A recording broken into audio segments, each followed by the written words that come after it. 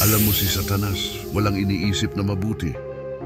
Kaya pag nag-iisip ka pa ng mabuti, ikaw pa yon. Hindi pa si Satanas. Si Satanas walang iniisip na mabuti. Siya ang nakaimpluwensya sa lahat ng tao. Sa panahon ni Noe, isang pamilya lang ang hindi niya na-impluwensyahan. Basahin natin ang Genesis Kapitulo 6. Ito sigurado ito walang duda ito. Nangyari sa mundo ito nung panahon ni Noe, size 5 ng Genesis.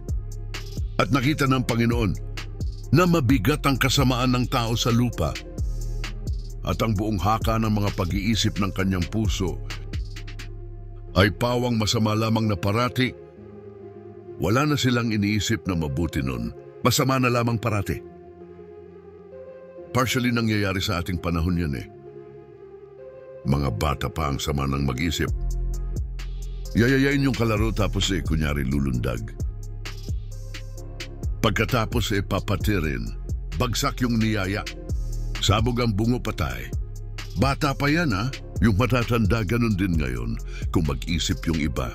Di naman lahat, pero nung panahon ni Noe, ang nakita ng Diyos, ang Diyos nakakakita ng lahat ng bagay. Sabi niya, nakita ng Panginoon, mabigat ang kasama ng tao sa lupa. Ang buong haka ng mga pag-iisip ng kanilang puso, pawang masama lamang parati. Kaya kung nakakaisip ka ng mabuti at tapos ginawa mo, ikaw nasa sarili mo. Ngayon pagdadating yung isip na maong, sana nasagasaan yung matanda iba na yon. Meron nang pumupunta sa'yo na demonyo. Huwag kang papayag, kaya pag naisip mo mabuti, gawin mo agad Huwag mong ililiban, magsasawa rin yan, lalayasan ka niyan. Labanan mo lahat yung naiisip mong masama. Huwag kang papayag yung idinidikta ng masama kasi si Satanas lang naman ang hindi nag-iisip ng kabutihan. Mga anghel ng demonyo. Walang kabutihang naiisip yung mga yon. 8:44 ng Juan, pakinggan nyo. Kayo'y sa inyong amang Diablo at ang mga nasa ng inyong ama ang ibig ninyong gawin. Siya'y isang mamamatay tao buhat pa ng una at hindi nananatili sa katotohanan sapagkat walang katotohanan sa kanya. Katotohanan sa kanya, di lahat ng nasa kanya kabaliktaran ng katotohanan. Walang katotohanan sa kanya. There is no truth in him.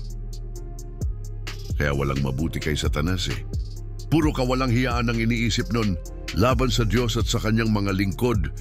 Kaya kung nakakaisip ka ng mabuti, pasalamat ka sa Diyos, hindi sira ulo mo. Gawin mo lang ng gawin yung mabuti.